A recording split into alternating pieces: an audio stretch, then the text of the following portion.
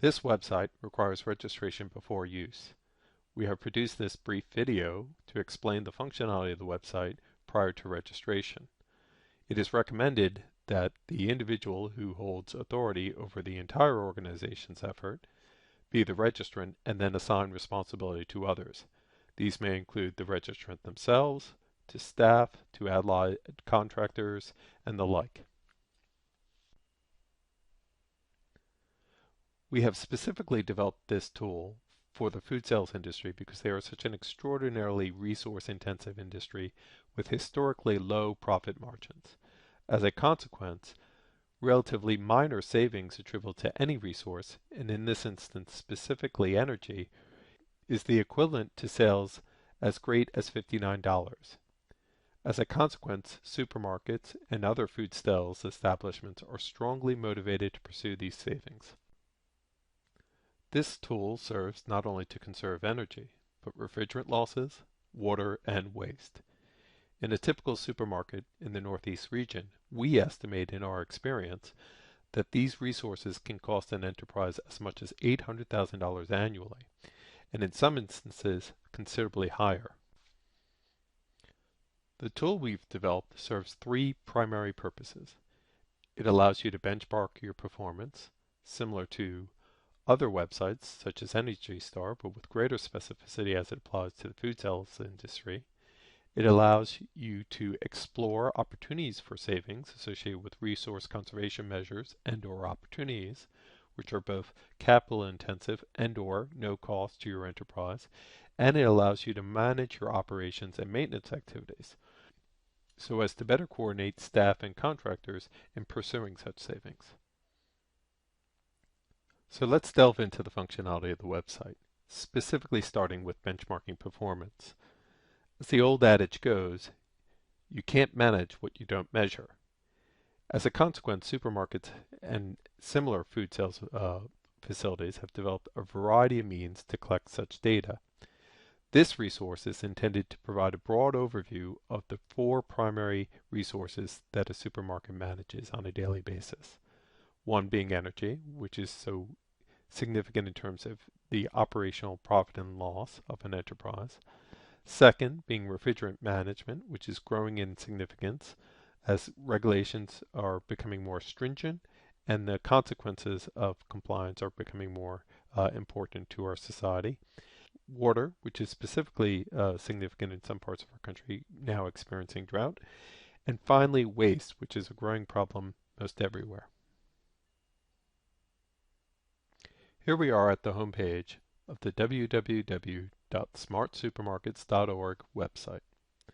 This is a free site to users at no cost whatsoever to participants, but it does, however, require registration as previously described. It is intended to be as simple to use as most conventional websites and is available on a variety of devices by diverse numbers of folks within any organization and their respective contractors. No self-identifying information is available to anyone other than the website administrators and individuals whom you designate. It is our intent that if you can purchase an item from Amazon or the like, you should be able to use this site. No special equipment and/or applications are required, simply an internet connection and a web browser. Once registered with the site and approved by the web administrator, you may delve into the website. Here we are logged on as a test user, at which point all the functionality of the site is available to the user with the highest credentials. At this level of an individual store, we can view benchmarking scores on a scale of 1 to 100 for each of the four categories of resources. The blue tab indicating the original score at the time the data was entered, the yellow, the present score, and the orange representing the industry average. Both the yellow and orange will continue to change over time while the blue will remain the same. This scale is consistent with methods such as the EPA Portfolio Manager, whereas the others are unique to this website. As we delve into any one particular resource on the dashboard, you will see a high-level summary of all the site's functions, from benchmarking to specific recommendations, each specifically designed or catered to your store. Each of these functions have additional functionality accessible through the horizontal navigation bar that I will explain in subsequent slides. You'll see here that we have not only the relative score we were discussing in the prior benchmarking slide, you have the absolute values pertaining to your store here in the upper right hand corner, again specifically for energy, but now we see recommended RCOs, again resource conservation opportunities, resource conservation measures, and upcoming maintenance, all pertaining to energy, again specific to your particular location. Similar to the energy benchmarking overview we were just viewing, this same benchmarking overview is available for all of the 4 primary resources: energy, water, refrigeration, and waste. Under the benchmarking tab, you will have access to each of these individually. Here, on the energy benchmarking page, we have not only the scores you see represented in the dashboard view, but additional data and associated graphics by which you can monitor the performance of specific systems. By example, if your refrigeration system is on a single meter or sub-meter or panel, you can separately record this data so you can monitor its performance. This data is the same data you would need to enter for the EPA Energy Start website, so as to allow uniform data entry. In other words, the data you need to collect and enter is the same, and we provide graphic examples of where this information is customarily found on your bill. Here we have individual meters, their date at which they were read, the increment associated with that meter's consumption, and demand charges as is applicable to energy. Once you have entered in all your utility consumption data, this is then organized in this following table, which is a 13-month rolling average. This is not only for individual electric meters, but it also applies to gas meters, propane, like any resource, energy resource that you may be using on site.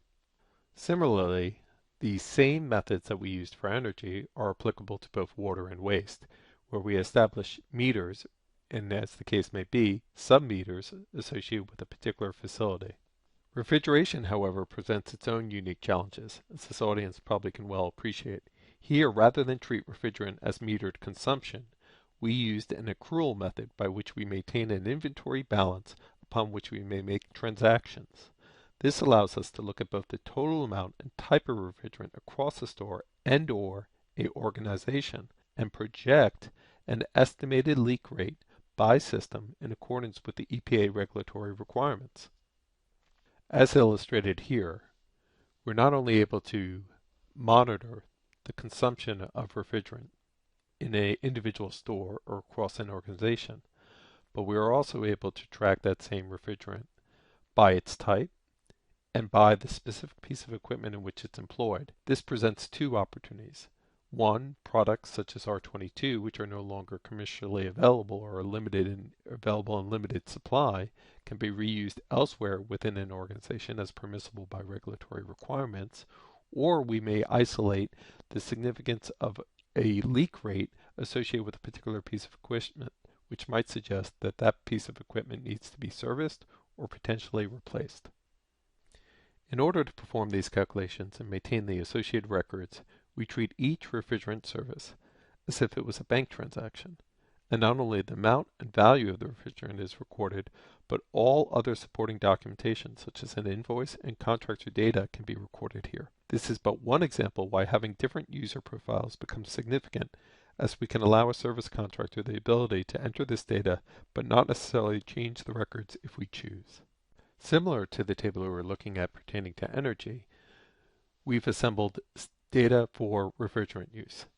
And as you'll see, not only do we have a cumulative amount, so we could compare facility to facility in terms of a leakage intensity rate, but we can also look at individual pieces of equipment, where we can both define the type of system, the type of refrigerant, the charge, what activity has occurred, and what is the estimated leak rate, both presently and in the future. And finally, waste benchmarking, which is similar to water and energy, but in which we can again distinguish between waste types, such as corrugated cardboard as opposed to compostable material, which may have different disposal costs, and our methods and contractors. By example, this becomes significant if you were to institute a food waste diversion program, and here you can measure both your progress toward that goal and the savings accomplished to date. As useful as the benchmarking function may be, it is this next series of functions that I believe is the most valuable to the industry. It is what I refer to as the Resource Conservation Opportunity, or RCO, and the Resource Conservation Measure, RCM. The distinction being whether this is a hard cost associated with the activity. Both serve as recommendations to improve the efficiency of your facility.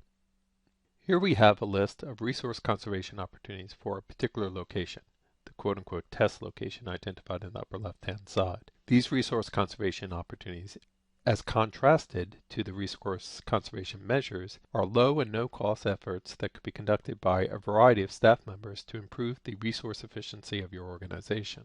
This long list is culled from a long list of measures that may already be familiar to you, such as the Green Chill program, the WasteWise program, and the WaterWise program. These measures can be further filtered by system, equipment, the priority, costs, the payback time, and skill level. I'd like to place particular emphasis on skill level because this suggests that all members in the organization play a role in contributing to conservation measures, so that a low skill position or staff member, such as perhaps someone who is stocking shelves, but is otherwise idle because a truck has been delayed that particular day, could be assigned to specific tasks that are designated as low skill and contribute to savings that would be perennial through the year. And conversely, a high skill position, perhaps such as a service contractor who might be on site to address a particular pressing need, such as a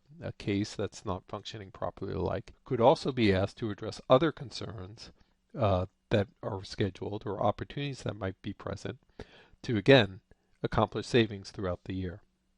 These recommendations that we just discussed are all premised on the type of equipment that are specific to your facility. So the same recommendations aren't necessarily offered for all facilities, but rather as they are required or associated with particular pieces of equipment. For this reason, we ask that you identify the particular type of equipment that you have on site, its age, the meter that it's associated with, be it any of the 4 resources we previously discussed, cost, and manufacturer. And so it also serves as an inventory for your equipment. If you choose, you can provide further data such as the initial cost, the vendor of the equipment, a copy of the service manual, and warranties for each piece of equipment. This information is no longer lost day one or buried in the bowels of your mechanical room. We have also developed a series of instructional videos for many of the most popular pieces of equipment that describe their function, service requirements, and common problems and associated troubleshooting methods that are available under the Library tab in the horizontal navigation bar. It is important to emphasize that while this information is very useful to an organization, and many organizations find this to be the most useful function of the website, that not all this information be entered into the website day one or simultaneously in order to yield benefit from such a tool. And finally, what we refer to as operations and maintenance activities associated with each of the pieces of equipment that you may have just entered that are presented on a scheduled basis so that you may be reminded not only of what must be accomplished and when, but what you have completed, what it cost you, and who performed the work. As such, the tool or the website serves as the service log for your entire organization. The specific operation and maintenance activities are associated with individual facilities, as identified here in this screen capture, and can be edited as you choose to remind you at the interval that you deem appropriate. Here you see a transaction list for this specific test location, including both the resource conservation opportunities, resource conservation measures, and operational and maintenance activities performed to date. We can see which contractor performed the work, what the cost was, what was the estimated cost, and specific notes pertaining to its activity. This information can be entered by the service contractor, staff that's assigned to this particular location, or the organizational manager, so as to delegate the work associated with these tasks. Now, while all this information is great, I can imagine many of you are thinking, who is going to provide all this information, and who will maintain it? Good question. All this information is presently required and or considered good practice during the life of a supermarket facility. That said, once it is provided, it is soon after misplaced, lost, or never referenced again until called upon. What this tool does is it provides us a means of not only organizing this information, but to harvest it as appropriate to assure the most effective and efficient operation of the facility. And remember, you can use as much or as little of the functionality as you choose, but we are confident as you begin to make use of the tool, you and your staff will be encouraged to use it more. So how are we to accomplish this seemingly Herculean task? We must delegate and allow each member of the organization to contribute the portion for which they are responsible. This is why we require that you register to use the site so that one person within the organization may delegate responsibility to the others and to determine who and to what extent do they have responsibility to contribute and or edit its content. This will likely include a facility manager, store managers, and service contractors, but could be extended to virtually anyone who touches the store, and you can provide them the ability to view one store alone or many. You may also delegate to the extent you would like them to be able to edit the information, either read only, write only, or read and write. Each of these same users, as affiliated with a particular location, serve as a directory, so that we may not only identify what their role is associated with a particular store, but we may understand how to contact them in times of need. Which brings us around again to the big picture. While more information is often useful, it is vastly more important that you have the right information available at the right time. As there are a variety of tools available to perform any one of these functions we discussed today, often in greater specificity, we believe these are all the tools necessary to get the job done. No more, no less. We'd like to thank you for your interest in the smartsupermarkets.org website and encourage you to register today. If you have any questions or comments, we'd love to hear from you. All comments and questions can be addressed at the following contact information.